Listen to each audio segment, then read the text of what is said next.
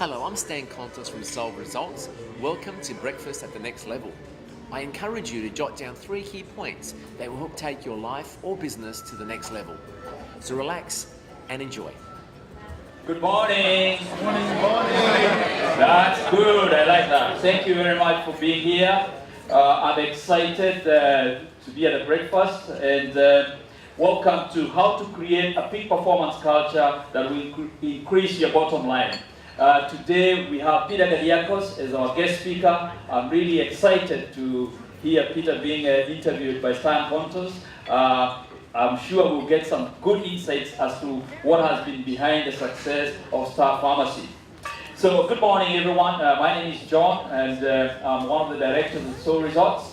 And I'm very, very excited, like I mentioned. I've met some new people today. I met Matthew. Where is Matthew? I met Matthew, and I met Diane. Diane? Yeah. Now, if you are new here, please, if you can raise up your hand, or maybe even better, stand up. Wow, let's give a round of applause to these people. Welcome. Truly feel welcome, and please make sure that you see our team after the breakfast. Natasha has a gift for you, and you're very, very welcome to be at the breakfast today. Now, just a few housekeeping matters. Please, I know technology is a marvelous tool. You know, we all have mobile phones, even in the villages in Kenya.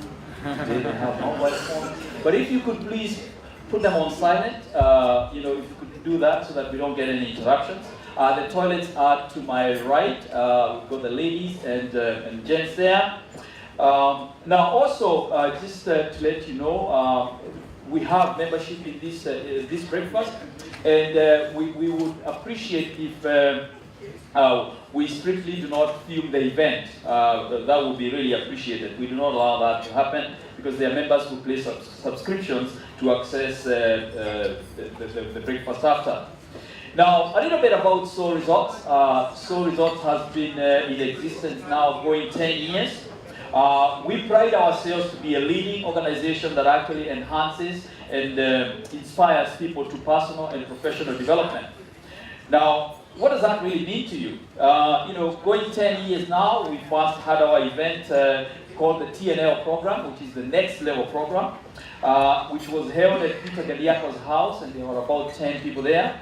And people got inspired, and we also got inspired, and we decided, well, we're going to take this program to the rest of the population. And it has been a very, very profound and wonderful journey. We've walked the journey with a lot of people, and it's been very, very fulfilling. Now, this year, we've changed things a little bit. We've got some new programs happening. And please, by all means, have a look at our website and see what's happening at Soul Resorts. Now, like I mentioned, we really pride ourselves as an organization that is at the forefront of personal and professional development. We are a mentoring, training, and coaching organization that will help people in business to enhance their businesses, take their business to another level, your team, the culture of your place of work. And, by all means, you'll find more details on our website.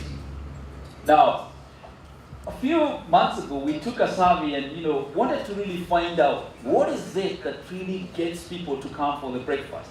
What is it that inspires people to come here?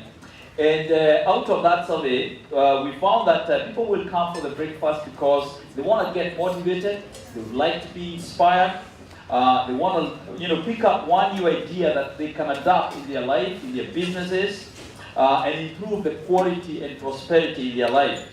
Now, the interesting thing about success is that success is really a component or a creation of 2 components. The first component is what we call the psychology, what we think or what goes on between these 2 ears. And that actually contributes 80% of any success, be it in business, be it in sports, be it in a career. 80% of what is going on between the 2 years is what's going to determine whether you're going to be successful or not. And of course, there's the skills. The skills will contribute 20% of anybody's success. And one of the key things about Breakfast at the Next Level is that we predominantly talk about the business or the psychology of success. And that's one of the key contributors that people come to this breakfast. Thirdly, of course, is networking. You know, I don't know about you, but the truth is we can never live in isolation. We have to live with people. Whatever goals we want to achieve, we will have to achieve those goals through people. And networking is one of the key things that people come and enjoy at the next level breakfast. So I might take this opportunity to give you just a few minutes to network, and then I'll come, we'll do a business card draw, and then we'll invite our guest speaker who will be introduced to us by Stan Pontos. So I'll just give you a few minutes to network, and we'll come and we'll do the business card draw. Thank you. And if you haven't put your card in this, what do we call it? Bucket? Okay, all right. Please do so. Thank you. So we've got, I would like to take this opportunity first and foremost to really acknowledge our sponsors. I would like to acknowledge our platinum sponsors, Guardian Insurance, and also security monitoring specialist, Chris Scott. Please put your hands together for our platinum sponsors. Also this month, we are very, very privileged to have a gold sponsor, and our gold sponsor for this month is CMA Accountants. And CMA Accountants have been going on for quite a while. It was established in 1989 by Mr. Con McCrew, and they have been in practice for 25 years. CMA have actually two offices. They have one office at Henry Beach, Torrenceville, on Henry Beach Road, and they also have an office at Mawson Lakes. They provide financial and management accounting services and business and tax planning advice. Now, they also establish and provide service on self-managed super funds. I've known Con for quite a number of years, and you know, we do use CMA at Star Pharmacy. Stan and Peter Gariakos use CMA, and we also use CMA for our services at Soul Resorts. So we really highly recommend CMA. Now, the aims of CMA really is to help you reduce stress from business, tax, and accounting issues. They pride themselves on communicating in a language that you'll actually understand. I know I'm an accountant, that's my background, and sometimes accountants can be very aloof and you don't really get it. Is that true? But you're not going to get that with CMA. CMA will communicate in a language that you understand. And they always try to exceed their clients' expectations. So in your package, there is more information with reference to CMA. You've got, and there's also a business card there for you to give them a call if you want to access their facilities or their services. Thank you so much. Let's give a round of applause to CMA. Thank you. Thank you. Now, the next thing that we're going to do is that we're going to draw a raffle for our winners. We've got two prizes today. The first prize is donated by Guardian Insurance, and this is a wealth advancement consultation for 30 minutes.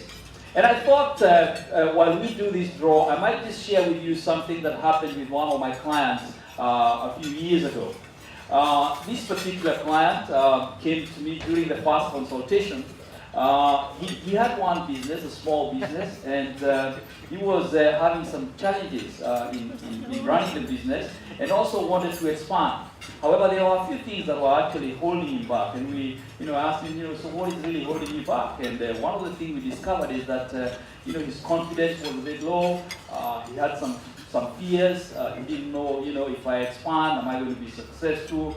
Some of the things that go through our minds when we are trying to venture into something. I don't know, maybe some of us can maybe relate to that.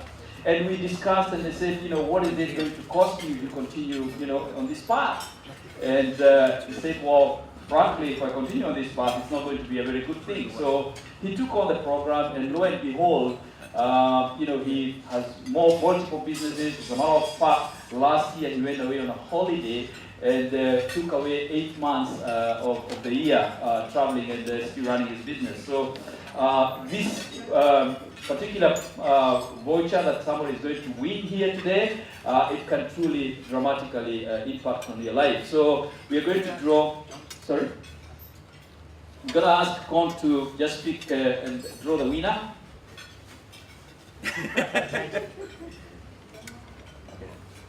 Okay. John Saldin. So John Saldin is the lucky winner.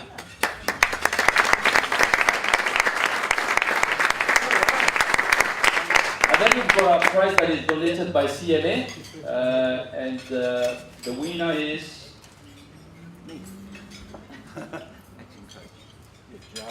You're joking. Who's the winner? The winner is Mark Khan. Mark Khan is there right at the end. You win yourself a basket. Very good. So thank you so much to Guardian Insurance and CMA. Now, this is the time for me to really welcome Stan to really lead us into the breakfast. Stan is the executive chairman and co-founder of Star Pharmacy Alliance. He's a business and property entrepreneur. He's an author. He's a motivational speaker and a peak performance coach. Stan is an authority on peak performance and leadership, the ultimate life coach. I've been very privileged to know Stan over many years. And he's such a lovely man. He's a man that you want to be around. Stan is happily married to Aranya and he's contributed 3 children to this world. So please put your hands together and let us welcome Stan to the stage. Thank you very much. Thank you. Good morning, everybody. Welcome to Breakfast at Next Level, and welcome to how to create a peak performance culture.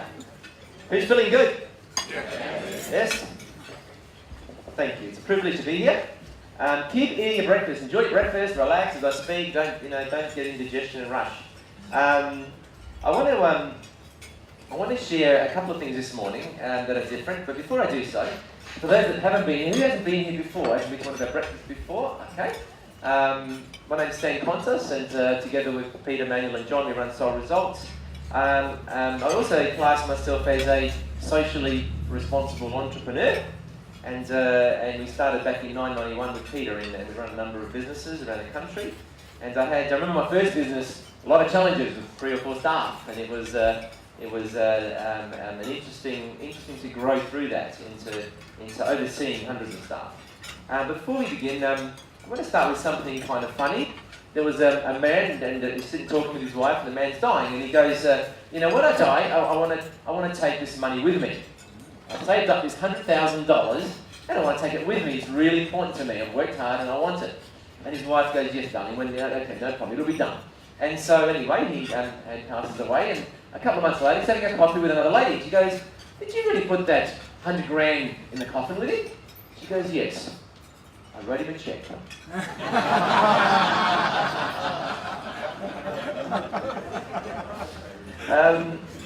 I said we'd have something very, very special this morning, and I always like to take myself out of my normal environment and get out of my comfort zone.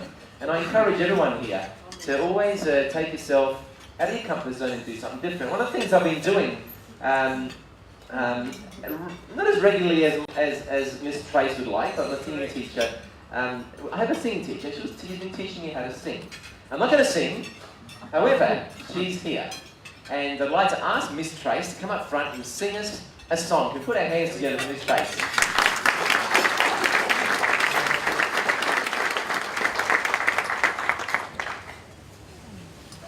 No, I wish you would turn up a little bit more often, but that's okay.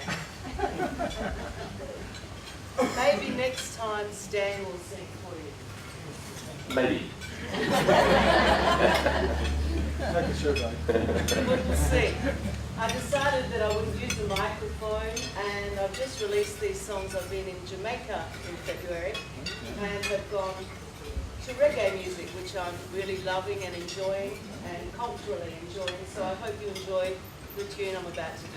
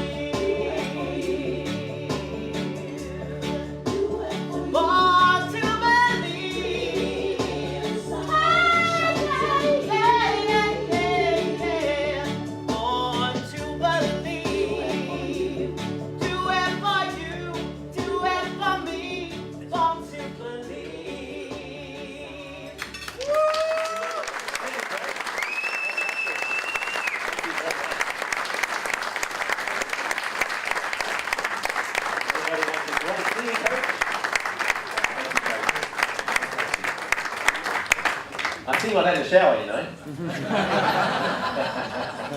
Well done, Tracy. Thanks again, Miss Tracy. So what's the purpose of Breakfast at the Next Level? Transform the way we think, inspire ourselves, motivate ourselves, and educate ourselves.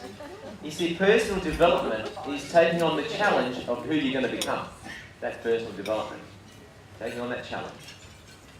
I like to use downtime really wisely. I believe leaders are readers, leaders are listeners, leaders are learners. When I travel in my car, I believe my car is a university on wheels. I'm always listening to CDs, learning. When I'm on the plane, I'm always reading. And recently, last year, I was reading a personal study on Australia's top employers. And there's a list. In your handout, there's a list. I found 65 things from 50 different employers. So I spent a number of hours researching, finding what employers of choice do to create great culture. And one of the things we did earlier this year is choose 3 things off that sheet that we're going to do this year. And I encourage you as well to look at those 65 things. Are they in their peak? Yep. 65 things, good. And begin to get together with your teams and pick 3 things that you're going to bring into fruition. I believe when it comes to culture, good is not good enough anymore. The world's changed and is demanding much more. There's a man and his wife walks out on him and he goes, I was a good man. I worked hard, I provided, I looked after the family. Why did she walk out on me? How can she just get up and leave? As a parent is shocked when she hears her son's expelled from school. And she goes, I thought I was a good parent. I took him to a good school. We have a nice home. We let him have his freedom with his friends. Why did he go into drugs? I thought I was a good parent. Good is no longer good enough. A long time ago, if you're a good husband or a good wife or a good parent or a good boss, that was good enough. You got all the rewards for being good. It was the poor performers that didn't get anything. They got all the problems. However, in business, everyone believes, yeah, I got good prices, I got good service, but good is not good enough. The world is becoming faster, more connected around the world, the standards are rising, and people are demanding more. You see, it's at great is where the rewards are, not at good anymore. And there are 2 things that make an organisation go from good to great. Leadership, culture. They're the 2 things. Now when I say organisation, I mean the organisation of a family, of a sporting club, of a charity, of a business. But how do you determine if you're great? How do you measure if you're great? Because it can be objectively measured. There's an anonymous culture survey that uses the information of 12 questions from the Gallup poll. Gallup is a research and analytics firm overseas. And when you get all your employees to do these 12 questions anonymously, it gives you a very good indicator of your level of culture. This survey has been done with millions of people overseas in many organisations. Some of the questions are, do I know what is expected of me at work? In other words, do I have a clear job description? In the last 7 days, have I received recognition or praise for doing good work? In the last 6 months, has someone talked to me about my progress? In other words, appraisals, reviews. The Gallup poll reports that 70% of all businesses are underperforming because their team, their employees, are not engaged. That means only 30% of businesses are actually performing because they got an engaged team. World's best practice, they found that in the US, the world's best practice, when they complete this questionnaire, showed 78%. 78%. Our group, with myself and Peter, and our CEO team and our team, we scored the same poll, the same culture survey, 87%. So I want you to rest assured that what we share with you this morning really works. And you can take some of these things not only into your business, but into your other parts of your life. And if you want to know more about culture survey, just let one of the team members know, leave your business card and we can get back to you. Now, one of the people that I find as one of the most amazing culture specialists is a man who came here about a year and a half ago. He recently passed away. Everybody remember Tommy? Yep. Yeah, amazing man, wasn't he? He was here about a year and a half, and I'm keeping this as my memento because I just think the world of this man. He's such a good heart. Now, this man, I call him a culture specialist. You know, self-discipline. At 82, he did 250 push-ups a day, 700 sit-ups a day, swim in the ocean. Now, you know, he would be an example of leadership. He would win the premiership. I won 2 premierships with Richmond, and he wouldn't drink alcohol because he was a tea drinker, right? He would host a Christmas event every year where he invited all his past mentees and all the past players that worked for him over the years, and he would have a big Christmas do. They'd fly in from interstate, and he would stand on the table and wish everyone a Merry Christmas. There were over 100 people wishing everybody a Merry Christmas. He'd pay for it all. He lived every day with his values, which was family, health, friendship. And when he spoke, people really listened. Culture was a way of life, T-shirt Tommy. Business and work is an expression of the importance of culture. But we've got to constantly work at it. We can't just let it go. How do you build culture with people in your life? When people love the leader, they'll step up when the need arises. We've got a manager called Alicia in one of our stores, and she went away for a month with a new husband. Now, she was concerned that the business would run very poorly when she was gone. So before she went, she was very diligent. She made sure the systems are up to date, made sure the right staff were at the right times, and all the checklists are in place. So she went off on holidays. When she came back, the business ran better than when she was gone because we measured the business in KPIs. It actually ran better. And she was worried. She goes, does that mean I'm going to be out of a job because it went better when I was away? And we said, no. This is a clear sign of leadership. Because when the leader goes away, the business should perform just as good or even better because everybody steps up to hold the business together. So for me, she's an incredible leader. One of the other things that we're very passionate about is hire slowly and fire quickly. Hire slowly. There's a wisdom which says, not that which goeth into the mouth defileth the man, but that which cometh out of the mouth that defileth the man. So very important to have an exceptional gatekeeper in the hiring slow process. When we first started, my gatekeeper was my wife. She was the one who could tell the sheep from the wolves. I couldn't tell. So they all look good to me. They're all fantastic. So you always need a good gatekeeper. Now we have a great gatekeeper. Karen, where's Karen? Back there. She's our gatekeeper. She's got one of the most important roles in the group. She basically works out who comes in and who stays out. Very important. She recently picked someone up. She told us that I thought this person was the right person, but I caught them lying. And that's against our number one value, integrity, in our organisation. So that person didn't get the job. So I used to think we could hire people, doesn't matter who we hire, make them a nice person. Now we only hire nice people. It's too hard to make everybody nice. So we look for nice people. Attitude comes first. Skills and knowledge comes second, because you can always skill people. And I also believe the closer the qualities are to childlike innocence, the better the culture. So if you bring people in that are trusting people, that are humble people, loving and forgiving people, you're going to have a better culture. The closer they are, the less blocks they have in their mind. So what I want to talk is a couple of things before I bring Peter up. You know, some systems that we use for culture development that I asked Tim for his input, and he emailed me. Tim's our CEO. And some systems are real face-to-face accessibility. You know, when myself and Peter go into the office on Mondays, because we're only there mainly Mondays, we personally go and greet every team member, everybody. We go and say good morning to everybody. We have a strategic plan with regular reviews and goal setting that everybody has. We have values that are understood. You know, our values are integrity, which means honesty, inspired in a purpose, personal learning, entrepreneurial growth, and committed to consistency. We ensure that Karen always keeps them in the back of her mind when she hires someone as a gatekeeper. She's got to pick up they've got those values, because you can't instill them. They've got to have them. Remember, we hire nice people. We don't make people nice. They've got to have a can-do attitude. They've got to want to learn and be very good with time management. Tim organises a monthly lunch with an open forum communication, and he has Employee of the Month. We have Store of the Month as well during our meetings. He has casual Fridays, birthday cakes with singing. Many a time we're in the kitchen singing happy birthday to somebody. And I want to ask Tim on a couple of things. One is Ricky's Tim Tam, Tim, because I'm not sure about that one. So Ricky's Tim Tam, and the other one is the lunchroom roster, mate. Tell us those two. Please give Tim a round of applause, our CEO.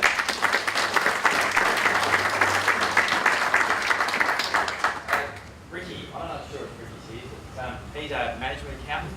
So I think John mentioned about accountants being rather aloof and unassuming. Anyway, I remember one Friday afternoon, Ricky came into my office without a spreadsheet, and he came with a box of Tim Tams. I said, "Oh, are they for me?" He said, "No, you have one." And every Friday, Ricky comes around with Tim Tams. And now Tim Tams are a bit different than they used to be, Stan. There's different colours, and I like the white chocolate one, so he always has a set of white chocolate Tim Tams. And he just did it off his own bat. So that's Friday Tim Tams with Ricky. Everyone's probably got a staff room office, the lunchroom. I reckon for a year it was filthy. There were dishes tidying up, people. There was a tea towel on the ground one day. And I said to Carmel, who works with Carmel, I said, "We need a system here. No one's accountable for this. And it shouldn't have to be my job," or Joe, our finance manager. Him and I would, just get frustrated. So I put a challenge to Carmel. She came up with a roster, and thinking, why do we need to have a main? We're adults here. We don't need a roster. But we made it a roster. But what we did, we made it a departmental roster. So admin, your turn today, and then operations, and then HR. I've never ever seen a lunchroom so clean. You could eat your dinner off the floor, and it's really something to be proud of. So that was just something that came out internally as well, Stan. Excellent. Thank you, mate. Thank you very much. Performance management is the other thing. We have 90-day performance agreements with all executive managers and store managers. So everybody has an ongoing mentor with 90-day performance agreements where they have between 3 and 5 key goals and measures, and then each month when they catch up with their mentor, they review their performance, and at the end of the 3 months, or the 90 days, they actually grade themselves on each goal, how they performed out of 10. We don't have to grade them. People are harder on themselves than you could ever be on them. So you get them to grade themselves, and then an overall percentage of what they achieve in 90 days. And our goal is always to have 80%. And so they know as soon as they go under 80, they go, "Man, I didn't hit 80. I've got to improve the next 90 days." And so they set their next 5 goals. Yeah. So it's accountability and encouragement and mentoring. Now, I'd like in a moment to bring Peter up here. I've worked with Peter, and it's been a pleasure to work with Peter since 1991. In fact, the 6th of March, 1991. If I describe 3 words for Peter, it'd be entrepreneur, coach, culture specialist. That's the 3 words that come to mind. However, there's more to Peter than that. In 1985, he got a degree in Bachelor of Pharmacy. He's also an NLP Master Practitioner. He's a co-founder of the Universal Charitable Fund, which supports various projects here in Australia and overseas. He's a coach, mentor and trainer of leaders in personal and professional development. He's an expert in creating profitable business turnarounds through culture change, and he's done it many times. He's a property and share market investor, and very good at that. He's a successful entrepreneur who oversees 36 pharmacy businesses employing over 500 staff in South Australia, New South Wales and Queensland. He enjoys creating a balanced lifestyle. He's passionate about health, vitality and meditation. His hobbies include travelling. In fact, next month he's off to Europe. Life on the beach. It's a good life, living on the beach. Fishing, motorbikes. How many motorbikes you got, mate? 2? 3 now? 3. Reading, movies, tennis, great food and soccer. Blessed with his life partner Rita and 2 teenage daughters. Can I please get you to put your hands together for Peter Guardian?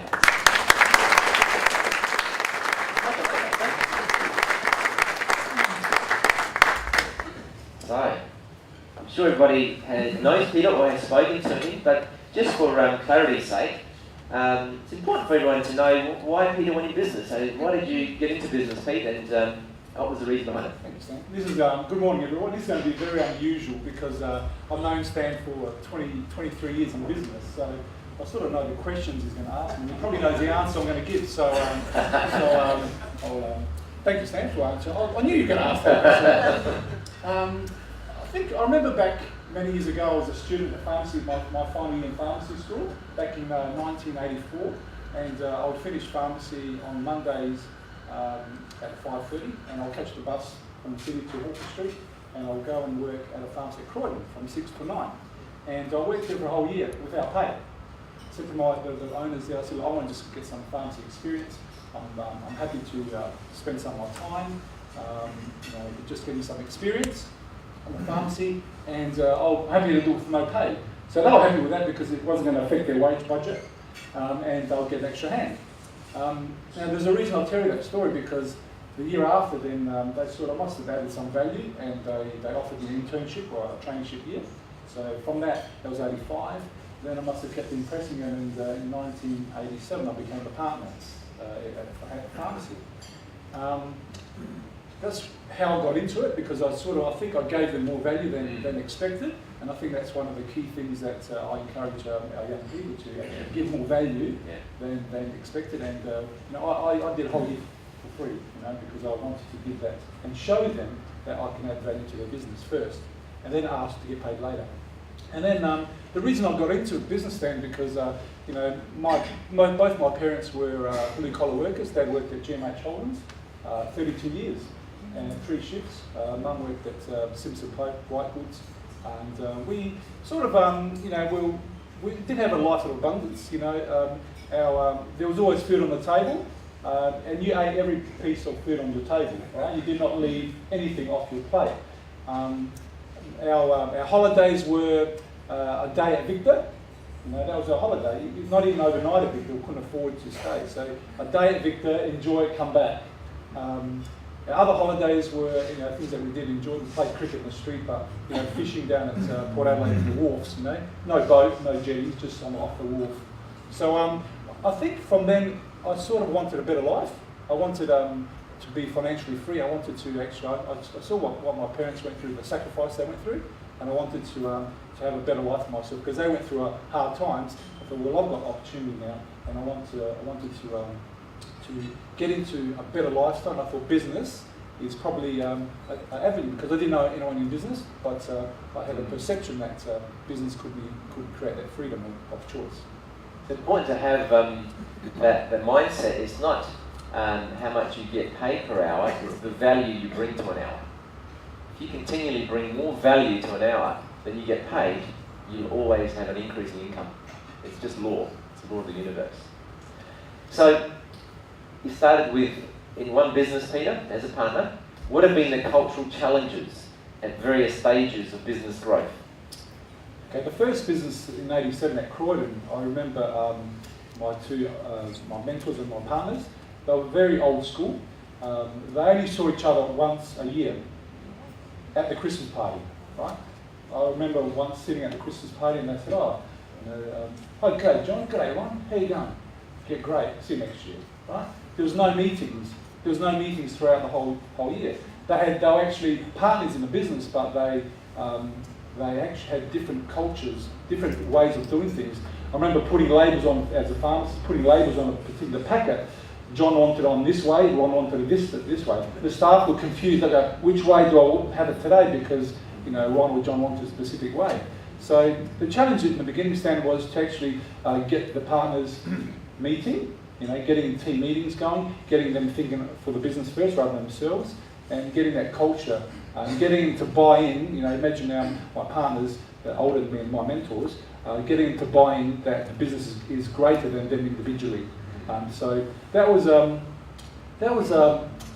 easy to do and hard. The easy part was that I was there majority of the time. I was there, 24/7. I'll go on my days off just to make sure that culture.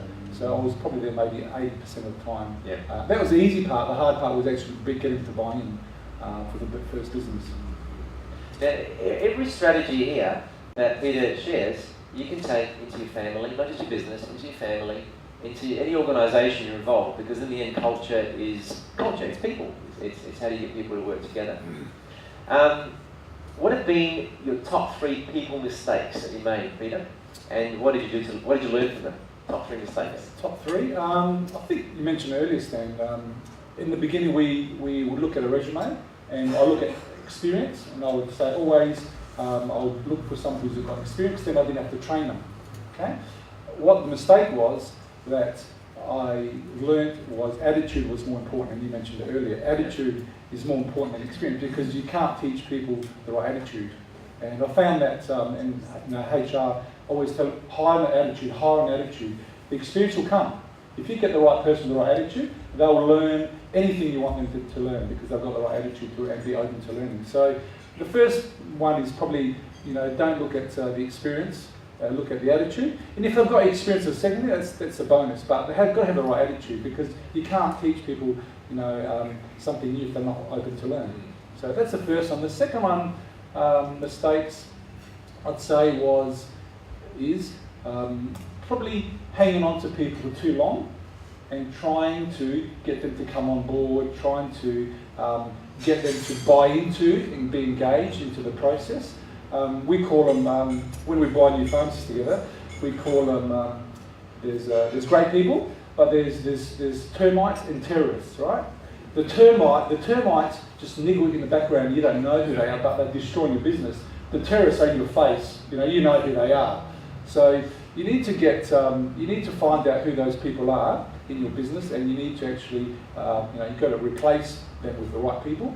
And the termites, you've got to have someone in your culture that actually feeds you back that information and go, you know what, when you see face to face with that person, that they might be telling you what you need and what you want to know, but really they're destroying you back when you leave. So you need to know who those people are. And you mentioned the Gallup poll. I know that engaged staff will actually give you more sales, will give you increased profits, increased goodwill.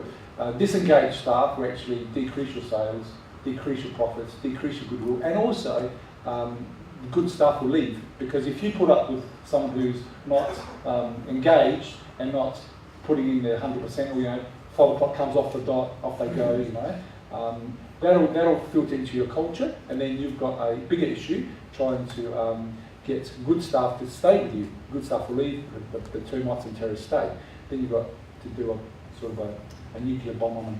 Like, you've got to change big time. Yeah, major. And there's lots of little things. Probably the third thing is when we first started, Stan, in '91, we sort of controlled. Myself and Stan worked for Australia Pharmacy together. We controlled, because we were there all the time. I think as we grew, we learned to allow people to make mistakes, not control them, and let them grow, give them KPIs, give them opportunity to learn, make mistakes. I say to staff, if you're not making mistakes, you're not trying hard enough, okay? Give them a bit of slack, a bit of way to actually expand and try new things within parameters, okay? Rather than control and dictate, this is the only way, this is what you're going to do, become robots. You can't grow a business with robots. You can grow a business with intellectual growth and skills, and allow people to give you feedback and allow your business to grow. So yeah, those probably. There's lots of others, but three key ones. What about what 3 things would you come up with, Peter, for managers, leaders, team leaders here today? What 3 things must somebody do that would give them the most opportunity to develop their culture positively? What are 3 things they must do? Okay. First one, I think, is very, very clear, is you've got to get your leadership right? In any of our businesses, we've got 36 around Australia, over 500 staff, and if there's ever a profit and loss or is an issue in the pharmacy, we always look at the leader, right? In the past, we thought maybe it's a team, maybe it's extrinsic, always look at your leader. You've got to get the right leader on board, okay? And I'll talk a little bit about how we do that as well. But the right leader, and I'll call him the bus driver, right? So you've got to get the right bus driver on the bus, right? Then you've got to allow that leader to pick the right people for the bus. So you've got to get the right people on the bus. So you've got to have a selection process that gets the right people on the bus. And then you've got to give the right people on the bus the right seats in the bus. So you've got to actually tailor-make the people that work with you where their strengths are, and make them sit in the right seat, so the department they're involved in and they're in charge of is actually something that they are strong in, okay? So you've got to get the right leader, the right team on the bus, and the right people sitting in the right seats in the bus, okay, number 1. Number 2 would be having your staff open to self-development. Having your leadership and your team grow, open to self-development, open to growing, and also know what the expectations are, and then stick to them. All right. So you've got to have your values set up. Stan mentioned the values. We've got our values at Star Pharmacy. We've got a 1-page strategic plan. I'm happy to share with this. And in here, HR, got all our team. They've got what our values, our vision is, our purpose, and align the values towards your values of your business. So We've got our values of integrity and inspiring a purpose and personal learning, entrepreneurial growth, and commitment to consistency. So you've got to know your values, you've got to communicate that with your team, and you've got to make sure your team knows exactly what you stand. When we take over a business, I always we meet our staff, and you meet the new staff, and I always say to them, like, I'll tell them our values, right? Integrity. If you receive stock that's not ours, that's been invoiced correctly, you send it back.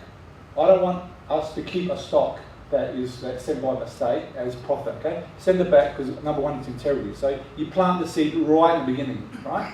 You plant the seed of your integrity. You plant the seed of your work ethics, you know? I expect you to come 10 minutes before work, you know, say hello to everyone. Myself and Stan, we say hello to every person in our NSO, in our office. When we visit pharmacies, I'll go to every person and say good morning before I start my meeting, right? So you've got to lead by example. So leadership as well, you know, and setting expectations.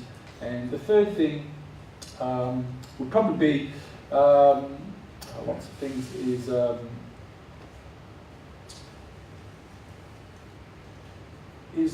is celebrating good times, okay? Because sometimes we actually tell people, you know, you're doing this wrong, you know, it's pain. But we have Christmas parties.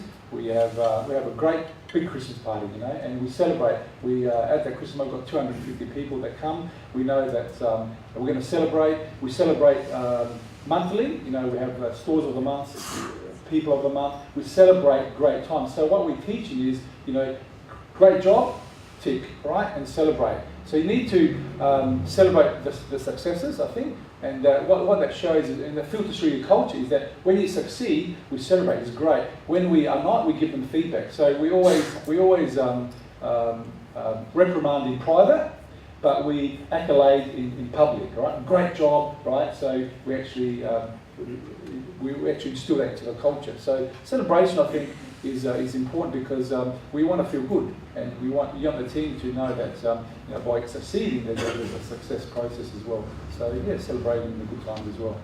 And that filters down, like the leaders of a business do the same thing. They got to reprimand in private. You tell someone off if they're not doing well in private, but you praise them in public.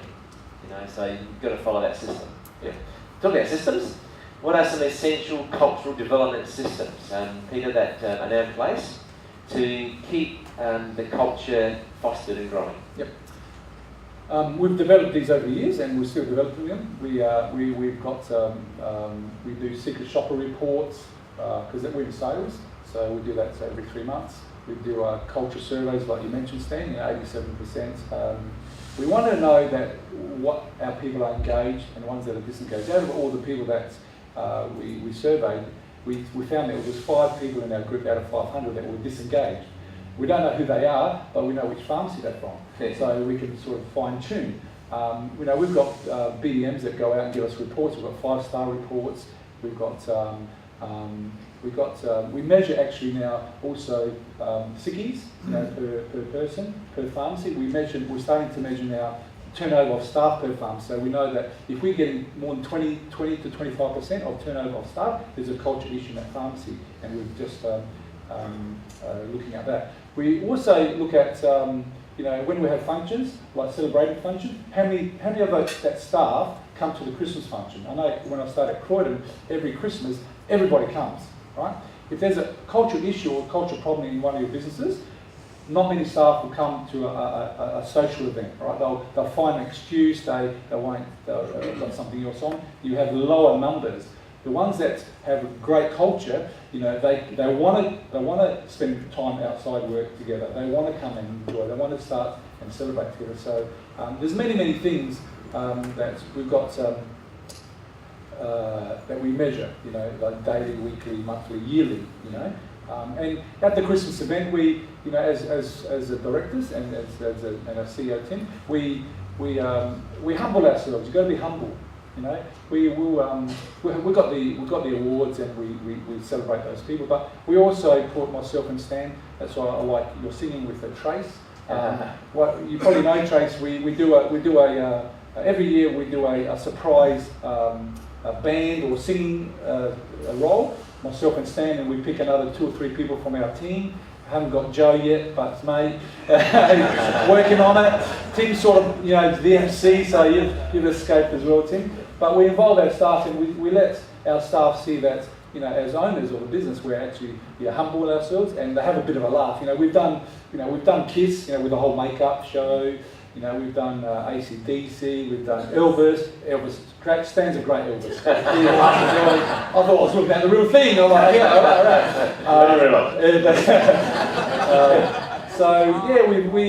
we humble, and we make sure that we touch base with everybody. We go around to I go around at the staff, 200 feet. I go around to every table and say thank you for working for us. It's great to see you, and we appreciate our staff. A lot of culture. The other thing that young people do these days, you've got to have a good website. I met Matthew. Where's Matthew today? First time? Matthew does websites. Matthew, there he is. Go, buddy. Very important. If you're in business and you've got, you want to attract good people, you've got to have a good website, because people just jump on Google and they go to your website and they look at your culture and look if you're doing philanthropy things and what you're about. So you've got to have a really good website. And you got to feed through that website, what your values are. We've got philanthropy, we do philanthropy. We sell bottles of water from UCF, and 50 cents goes to the pharmacy, 50 cents goes to the manufacturer, 50 cents goes to a charity. We have also Tim organises our staff at NSA to go to a soup kitchen, Hutt Street. The staff rotate, going and helping feed people who are underprivileged or haven't got homes. Is that done every couple of months? Every couple of months. Angel for a day, And we find that if you actually do that and you get your staff into those situations, they come back to your environment with a level-headed approach and a humble approach. It's very important to be humble, and also to realise that I'm so fortunate. Because I've got food on the table, I've got a house to live, I've got a bed to sleep under, sometimes we miss that, And just to clarify, humility or humbleness is very different to timidity. Timidity is fear-based, humility is love-based, it's peace. So there's a very distinct difference. So we're not about being timid. We've got to handle a crisis, we want to handle it. But it's about having humility. Sorry, can I just say one more thing, Sam? Or a couple more. I know that sometimes as leaders, you've got to step up, and people want leadership. And I know that when we buy different pharmacies together, we go into a culture that isn't right. We don't know what that culture's like. And sometimes you've got to just stand up and tell people what the expectations are and where you come from and what your expectations are. Now, I've been into turnaround pharmacies that, unfortunately, there's 25 staff and they don't like working with each other. The script waiting times are an hour, etc. And you've got to, as a leader, say, right, we need a meeting, right? And we need to have a meeting, and we've got to iron everything out, right? And I've done this a couple of times, and I want to share with you, because sometimes, when things are cruisy, it's great because it's just the culture's there and it's happening. But when things are tough, that's when the staff want a leadership, right? Because then you lose good staff. So I remember once we had 25 staff, and the script waiting times were an hour, and sickies and everything. So I said, right, we're having a team meeting. We're going to go outside. We're going to have the team meeting outside. Bring all your bags, your car keys, everything. Right, not inside the pharmacy, outside. So close the door, lock the door outside. And right, guys, this is what's happening here, okay? The culture's not right inside. So I'm going to tell you what I expect my expectations are, and this is how we're going to go forward. Now, if you don't subscribe to that, that's fine. Get into your car and go home. Go work somewhere else. I'm not expecting you to come with me if that's not what you want. If you do come back inside, and we continue the meeting, you're going to agree to these expectations and this process of going forward, right? And I thought, I remember sitting out at 8 o'clock in the morning up at Salisbury, and I think, geez, am I going to get in the car or not? And everybody came back inside, okay? Now, you've got to make that call, right? I had plan B ready. If everybody left, I go, tomorrow morning, I'm going to do this strategy, right? And we might need 25 staff members to rock up. You know, can you swing it? And she's like, what are you doing? You know, but sometimes you've got to make that call, right? And when you make that call as a leader, you put yourself out there. You've got to have always have plan B, and probably plan C, right? Plan B is very important when you try plan A, and you've got to like put everything on the line, okay? So everybody came back inside. I go, right, everything inside. Then I told them what was expected. Then I told them how I wanted things to be done, and I said, look, I'm going to be here, and I'm going to back you up, right? When a customer comes, and you know, imagine now coming. And they're saying the scripts normally are now up to 45 minutes away. You tell them it's going to be 10 minutes. And the staff are like, the ones in the front are thinking, oh my God, I'm going to get abused, right? And I was at the back and I go, we're going to push you through 10 to 15 minutes, okay? But you've got to stand up as a leader. And your culture, when they see someone standing up, they will jump up and they'll come with you. Now, I also, you don't accept, because some people go, yeah, I'll tell you what you want and I'll just come in, right? I also followed that up with a meeting, personal meeting, one-on-one with all of them. And I said, look, I'm going to have a meeting with all of you. It's great everyone's coming, but I'm going to have a meeting over the next 2 days with all of you. And I sat down, and I knew there was a few terrorist termites, right? And I sat down with those terrorist termites, and I said, look, I'm here to serve you, okay? I don't think you are, your heart's in this place. I'm not, you're young, but if you allow me to push you to another level and you come with me, I think we can work together. However, at this stage where you are, I'm going to tell you, I don't think you're right. I don't think you're going to make it, all right? It's up to you. But I'm here to serve you. I'm not telling you to leave. I'm not telling you to stay. I'm telling you, I'm asking you, are you going to step up? Now, I did that with everybody, and there's a few people that said, you know what, I quit, see you later, right? Excellent. Right? Because I wanted them to go or step up. Okay? So you've got to make that call as well. And what happens is when you make that call and the other staff see, wow, you know, your leadership has got integrity and got values, we're all going to step up. And the ones that were causing the problems go, great time.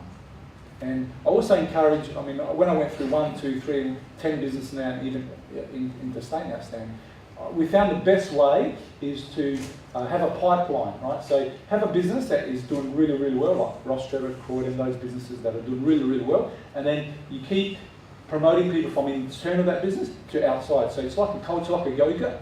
You get a culture that's really good, and you go, right, I train you, and then I put a manager in. I train you and put that manager out. I train you and put that manager out, because you're actually spreading your culture like a yogurt out to all your other businesses, and it filters through. Yeah. Very, very important. You know, we tell HR, have a pipeline of pharmacists, pipeline of managers, pipeline of people that are coming through our great stores, then they become great stores when you take them out, because they take that culture. Yeah, very true. Excellent. Is that good? Yeah. Got some good pointers? We'll wrap it up now, and Peter will be here till 9 a.m. So if you want to speak to Peter about anything to do with culture, he'll be at the front there, next to the banner. Is that right, Tash? Near the books. So he'll be here till 9 a.m. and ask any questions. A lot of experience. As I mentioned, 36 businesses, over 500 staff, spread around the country. So there's probably nothing that hasn't been faced in the past that could be of value to you in your business, in your organisation, in your environment. And remember, culture is not just business, it's your family, it's your charity work, it's anywhere you're involved with people where you want to bring people together. So, can I ask? Yeah. One more thing, mate. Sorry, I just remembered. The selection process, I think you mentioned about McQuaid earlier. I didn't mention McQuaid, no, yeah. We've got a personality profile called McQuaid, psychometric test. Psychometric test. And I encourage you, if you've got a lot of people in your organisation, to actually use things like this. When Tim's joined us now 3 years, Tim? 3 years the other day. 3 years, mate, the other day. Well done, Tim. When I was, had all these, myself and Sam had all these hats, and we did a CEO, we were like, how are we going to attract the right person? And we've done psychometric and profile analysis on ourselves. And I thought, well, we need to attract the same person as one of us. You know, if you get this someone who's got the same values and the same alignment, it's going to be more chance of success. And when Tim and Stan knew each other through Tech Group, and when Stan said, look, I've got this great guy, I think he'll be a great CEO. With your McQuaid, Tim, is exactly like mine. Like when I saw him, like mirror image. And I know Joe's here and Karen from our office. The people that when I actually introduced him to the group back then, do you remember Joe? Like everyone's like, oh my God, someone new going to come on board, and it was a bit of apprehension. But because we've done the homework, and you know, Tim's taken it to another level, guys. Honestly, you know, and I think we're blessed to have someone like Tim to be our CEO. So McQuaid profile and psychometric tests work really well. When we look for management, we look at our top managers. This is the type of profile we want, and then we look at Karen through HR. We go through a process and we try to match that same values and the same psychometrics to this person. Very, very close. If you get 80-90%, you have success. Yeah.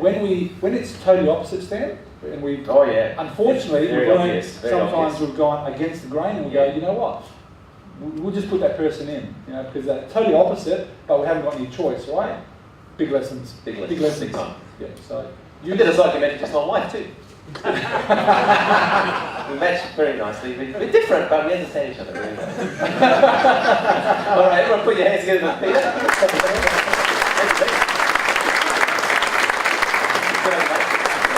Wonderful. So you'll have this in your folder. Some of the things that we've done is new recruits always have a buddy to help. Always, where is it here? Volunteering work, values alignment. There's so many ways. Mentoring of employees, work-life balance coaching, team building events, etc. So there's 65 ideas. Some interesting ones like get a pizza oven if you want to in your workplace. It'll be a real winner. We haven't got a pizza oven, but we've got a coffee machine. So great ways to build your culture. So I know here many of you are in leadership positions. Many of you are business owners or managers of departments or team leaders. And as Peter mentioned, we got into business back in 1991. And the intention was to get into business and not only to enjoy personal growth, but also to make more money, to have more freedom, and to enjoy life. But I realised very early on, the first few years, that I didn't get it right. I was actually working way too much, like 6-7 days a week, and I was out of balance. So. And I would look forward to my annual holiday. I remember going away and you know, my once a year break, because I wouldn't even have weekend breaks. I wouldn't even have long weekends. It was ridiculous looking back. So I'd go away. This was my holiday break once a year. So I'd be sitting on the in a resort, and the sun's shining and birds chirping, and it's just beautiful summery weather in a resort. And I'd be reading a book, and I'd be getting inspired, and I'd be setting goals, going yes, I get myself motivated. I'm going to do this. I'm going to buy a sports car, and I'm going to upgrade our home, and we're going to, you know, all the goals. But what actually happened as soon as I went back? Guess what happens after a couple of weeks? Fizzles, right? Why? Because I wasn't resting. I was pushing myself every day, and so I realised that I was running a pattern. This kept happening every year. I was like having this annual break and coming back, and the same pattern. I go, this happens before. Like it keeps happening. So after reading many books, leadership, motivation, self-development, wealth creation, etc., I came to the realization that, yes, I know what to do, but I wasn't doing what I know. Right? I wasn't actually doing what the book was saying I should be doing. And that's when I realized it's not just about reading books. I realized I had to be immersing myself in environments to keep myself stimulated, inspired, and thinking differently, such as this environment. I had to keep finding environments, immersion process I call it. And so I was seeking answers. How can I do better? Not only just monetarily, and career-wise, but how can I do better in my health? How can I do better in my family? How can I do better in every area of life? And so I'd catch up with various people that I perceived as very successful, and I'd ask them, you know, how do you do it? How are you successful and happy? Because I don't just want to be successful, I want to be happy. And hence, this breakfast is based on those early interviews I did 13 years ago with different people. Because I know the value of somebody succeeding and sharing. Would you agree? Yeah, it's incredible value when every month you have someone that's succeeded in something and done really well at something, and you can learn from it. And so, I often, when I have the interviewee, I often look in the audience and I see that the seeker's look, right? There's this look in your eyes, right? The seeker's look, like, oh, this is good. Like, I get it, and then you start writing notes. And I always had the seeker's look. I've always wanted to learn more. And so research into lives of success, successful people, combined with books, combined with CDs, got me to the point where I actually would stop procrastinating and take action. Just actually do it, because I was constantly immersed. So, and I remember, as Peter mentioned, when we had our first small business, I'd be working in the business. I actually was running the business and then doing part-time work Friday night, somewhere else Saturday night, somewhere else Sunday mornings. It was just work. And I was working hard, so there's always issues with staff, always issues with competitors, always issues with life balance or spending time with my wife, always issues with health, not having enough time to even exercise or take care of my body. And I'm sure that there's probably some people there today that are just saying, I wish that I had more balance. And just what I encourage you is don't let this year, every year, be a mirror of the same one. Make each year better than the one before. Because I allow each year to be a mirror. So 10 years later, I'd done the same year 10 times. I didn't do 10 new years. And so it's very important for us to always make every year, even if it's a 1%, 2% better than the year before. So I ran one small business for a whole decade. So each morning I had the same routine, get in there, write up the banking, turn the computers on, get the orders ready, take the signs out, turn the lights on, and then get the staff in and get ready for the day. And I realised that I've got to grow. And I recall that there's two wisdoms that changed my life. The first one was, if it's to be, it's up to me. Right? If it's to be, it's up to me. And the second one was, for things to change, I must change. Right? For things to change, I must change. And so, what I ask is, why do people fear change? Isn't that interesting? Why do we fear change? Most people fear change because they think it's not going to be enjoyable, but it is enjoyable when you're in the right environment. When you're in an environment where people are doing 250 push-ups, or an environment where people are, stretching and expanding in property, where people are investing in the share market, when you're in that environment, change is no longer fearful anymore, because it's almost normal. It's when you're not in that environment that it becomes fearful. So as I was saying, reading books, listen to CDs, and going to immersion programs. And that's the life of a seeker. So the issues that were holding me back were not really the problems. They were just symptoms that I wasn't immersing myself in the right environment. And I recall a couple more wisdoms that shifted me, and that is, repetition is the mother of skill. Repetition is the mother of skill, which means when I kept going into environments of change, then I would allow myself to change. And being inspired is like a shower. Okay? Being inspired is like a shower. Now, you wouldn't just have a shower once in your life, would you? Now, I shower twice a day. My wife imposed that on me when we were first married. And it's a good habit I've got. However, maybe some of us are only showering once a year. Showering ourselves with inspiration only once a year. That's not good. So we believe this breakfast is a way for you to have at least a monthly shower. Right? And then you can increase that with a daily shower with a bit of a book and a CD. But this becomes your immersion. Now, I remember Zig Ziglar once said, if you don't have a shower for 1 or 2 days, you get stinking thinking. That's what happens. You go into old patterns and you go into stinking thinking. So the more fresh you are, the more showers you make, the more fresh you are, the more you're ready to take on the world. So I'd like to invite everyone to continue the journey together. There are members here. Put your hand if you're a member at the breakfast. A few members, fantastic. I'd like to invite you all to become members, to come to the process of re-immersion every month.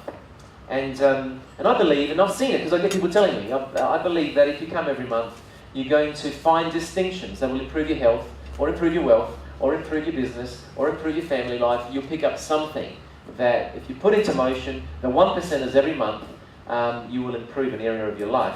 And this year we've already had some amazing speakers. We've had Adrian Gearing on planning and life planning and goal setting. The guy's incredible. He mentors some of the most incredible CEOs in the country.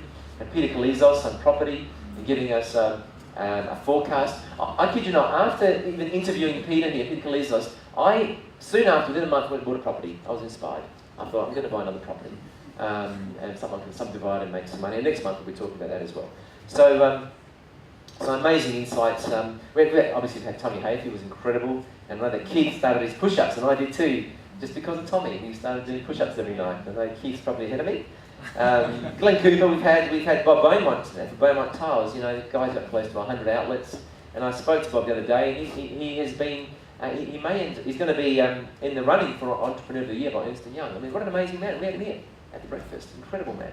Erin Medanomsky, Australia's #1 fund manager today. Peter G, my business partner and most incredible culture specialist and turnaround king, I call him. So we've got a number of people and topics coming up. Next month we're going to have a property topic, and the month after financial markets. So I'm very passionate about adding value, and in your folders there's a form there letting you know about our breakfast membership. So some of you might say, I'll come every month. That's $48 a month. That's $539 a year. But if you just enroll as a member, well, that's $398. So you save $131. For those of us into numbers, that's 25%. Right? 25% saving for being a member. Now you might ask, what if I don't come? Well, if you don't come, it's fully transferable. Give your ticket to your family, to your team leader, to your manager, to somebody, and they can come. And put it to good use. You get a video. Natasha organised a video within a week. You get a video. You can watch it over and over and get new learnings. Like honestly, I encourage you members in particular, see this video again. You're going to pick up new things that you didn't pick up before that Peter would have shared. And if you want to, you can use the video as a training tool with your staff. You get a transcript. I'm more one of those readers. I tend to like to read and take notes. So you get a transcript, and you pick up new notes as you read it over and over. And as a member, you can bring a friend. Now, with friends, you know, you get to bring, if you remember, a friend to every breakfast. So you get 11 breakfasts for free. What a gift to give to a friend. And the way I look at it is you get to expose, I look at the ripple effect. You get to expose a family member, a colleague, a staff member, a team leader, anyone, to getting on the pathway to personal and professional development that they may have been in the darkness in the past. And of course, your friends get a book, As a Man Thinketh. Now, it took me 200 books to find that book. Who hasn't read it? Has anyone read it? You must read As a Man Thinketh. It's the most profound book you'll ever read. I carry it with me, and I kid you not, I got a little man bag, carry it with me everywhere. My wife calls it a man bag. Carry it with me everywhere, As a Man Thinketh. So you get a book for each of your friends that you invite here. And like I said, leaders are readers, and everybody's a leader. If you get a thought in your head now you're not a leader, you are. Everybody has a capacity to lead. So there's an enrolment form in your folder. If I can get you to take it out, there's an enrolment form there, and it's got all the details in the enrolment form. And Henry Ford once said, go with your intuition, make decisions quickly, change them slowly, because your intuition is always right. We also have an executive coaching session for those that become members, valued at $300. I'll give you an example of how a coaching session can have impact. I had a 15-minute session with one of my clients. He had a bit of a block, so we had a 15-minute phone call session, and he's looking to expand his property portfolio, and he was a little bit down in dumps. And I rang him in 15 minutes. I kid you not, in 15 minutes, I had him set goals for the week.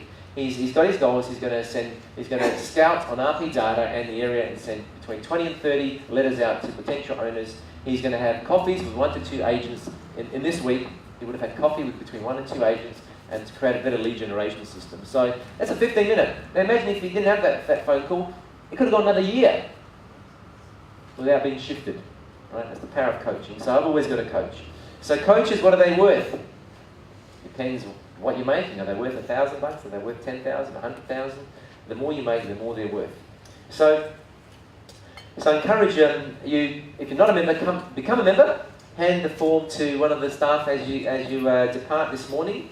And we'll see you on Wednesday, the 2nd of July. Now, I'm really excited about the 2nd of July because I'm always excited about property. Who loves property? Yeah, a lot of property enthusiasts out there. We're going to have my town planner that I use, a leading town planner who I believe is incredible at adding value to developments and investments, and we're going to explore ways that you too can create wealth in property. So I encourage you to come next month. In the meantime, Peter G is going to be at the back there. I call him Peter G because I've got a number of Peters in my life.